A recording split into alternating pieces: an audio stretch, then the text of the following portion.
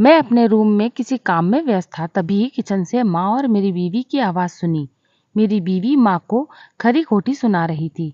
शायद माँ ने दूध फ्रिज से बाहर रख दिया था, जिससे दूध फट गया था।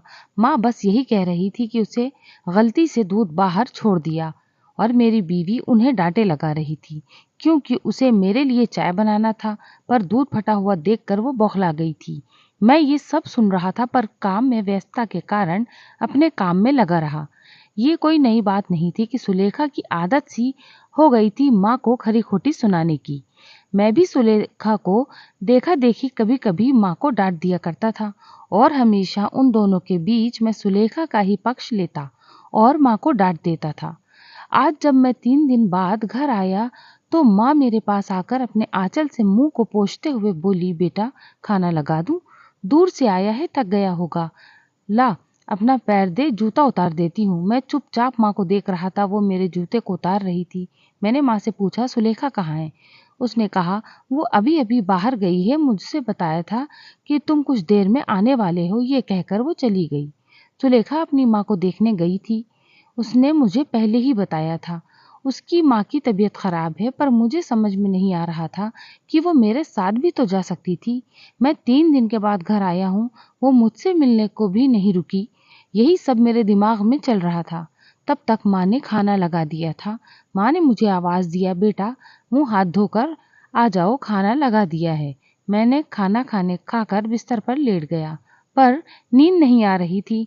मन में बस एक ही बात चल रही थी कि सुलेखा अपनी माँ को देखने की जल्दी में मुझसे मिले बिना ही चली गई, और मैं उसके चलते अपनी माँ को हमेशा डांटता रहता हूँ, लेकिन माँ उससे लेकर कभी भी मुझसे सुलेखा से कोई नाराज़गी नहीं जताती, तो बस सुनती रहती है और भूल जाती है। लेकिन ये बात मेरे मन में घर कर गई।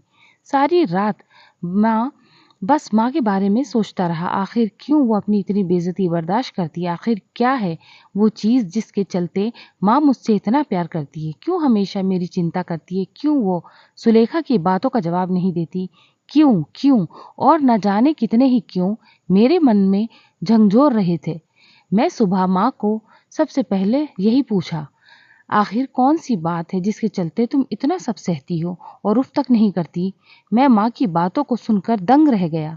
आज मुझे पता चल गया उस क्यों का कारण क्या है। माँ ने बहुत ही सहज भाव से कहा था, पर उनकी वो बातें मुझे आज सच से रूबरू करवा गई। उन्होंने कहा, बेटा अब मेरा जिंदगी तो कट गई है, बस तुम्हारी चिंता हमेशा सताती है। मैं तो 2-4 दिन की मेहमान हूँ, पर मेरे चले जाने के बाद तुम दोनों में अनबन ना हो, यही भगवान से दुआ करती हूँ। तुम दोनों खुश रहो, आबाद रहो, इससे ज्यादा एक माँ के लिए क्या हो सकता है। ये कहकर वो किचन में चली गई और जाते जाते कह गई कि तू इतना मत सोच, सर दर्द करेगा। मुझे मेरे सारे क्यों का जवाब मिल गया था। ये सब माँ की ममता ही तो है, जो अपने दुख को भुलाकर अपने बेटे की सुख की दुआ करती है। ये माँ की ममता ही तो है, मुझ जैसे पापी को भी मिल जाती है। यही एक ईश्वरीय वरदान है जो हर किसी के नसीब में होता है। बस मेरी तरह कोई ऐसे हैं जो उस ममता की कीमत नहीं जानते।